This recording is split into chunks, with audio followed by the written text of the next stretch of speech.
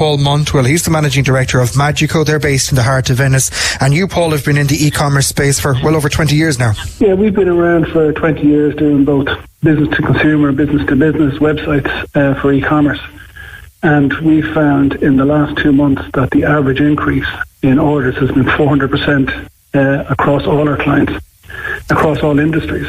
And they're a very broad range of sectors. They're in different geographical places as well, I know, and you're supporting them, as I say, from Ennis. It makes sense, you know, why that would be. People are at home, they need to get things, they will turn to the internet. We've never seen such a shift. Like, this happens around Black Friday, but it's like Black Friday, but it's become permanent. So it's been going on for the last 6 to 8 weeks, and it's not letting down, just like Brian was saying. I was just checking the stats again, and they're going up again. I presume then, Paul, for the foreseeable future, you don't see that changing. I mean, what's going to happen, do you think, with online sales when things do improve and people can go out and about more? Do you think some of that growth will remain after people have become more accustomed to buying their goods online? Yes, we're talking to a lot of retailers now, and they seem to be very positive that the online is going to be more permanent. Probably not the 400%, but maybe it might reduce back to 200 or 300% increase. But people are starting to get used to ordering online. They're enjoying the fact that it's a lot easier. The items get delivered to their doors. So the retailers are generally feeling there's going to be a permanent uplift from this. But one thing they do believe is that this lockdown and the waves will probably go on for 12 to 18 months. They feel after 12 or 18 months will be well stuck in by that stage. That the behaviour will have changed, yeah. Now look, I want, and you want too, I know, Paul, I'm sure, for the high street to thrive, for our local companies and our shops to still be there and to do business, etc. And I suppose one of the things that we can emphasise in this, and Anam Coffee is an example of this, Paul, there are local companies that you can buy from, and maybe probably more of them getting into this online space now that they've been forced to do so. Online shopping does not necessarily mean your money flying out of the country to some of the big multiples, to the Amazons, etc. Yes, because people are a bit uncomfortable buying internationally as well online, because they know that their product has to travel through custom checks and go through the supply chains.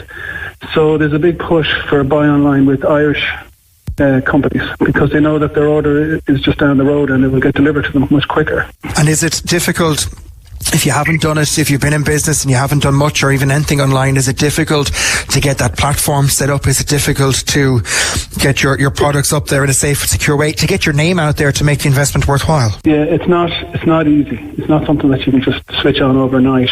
Like, we would have a team of maybe 5 people working on a new website, and it would take about 6 weeks to get them live. Oh, wow.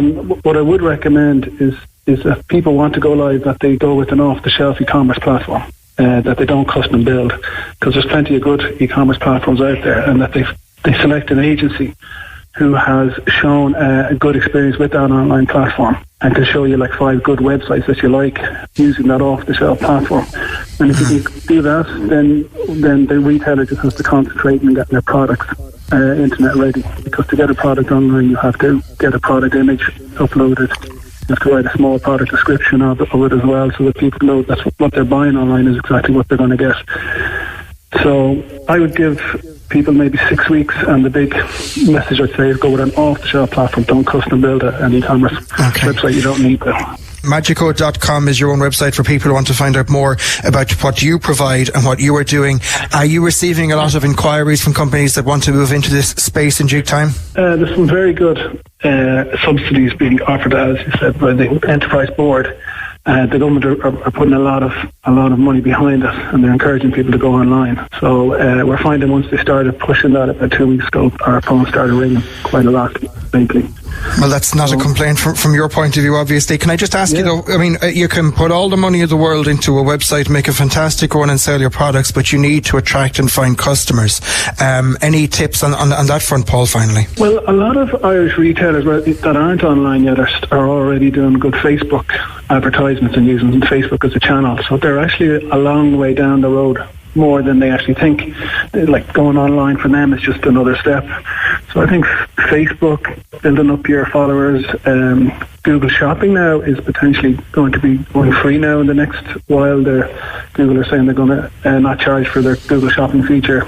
There's lots of consultants in the e-commerce space that have been there for the last 20 years, so lots of people to help out around the country.